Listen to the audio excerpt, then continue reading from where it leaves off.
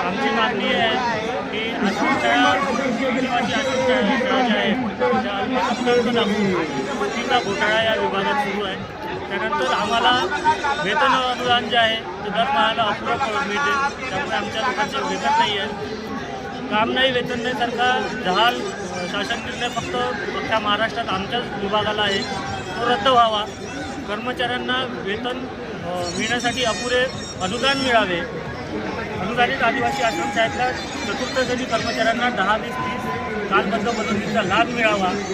अजूनही आदिवासी विकास विभागात DCPSच योजना सुरू आहे, DCPSच्या जागी NPS योजना सुरू करावी, जेणेकरून आम्हाला आमचा कटलेला पैसा, शासनाची कपात, त्यावर व्याज याचा हिशोब आम्हाला मिळू शकेल।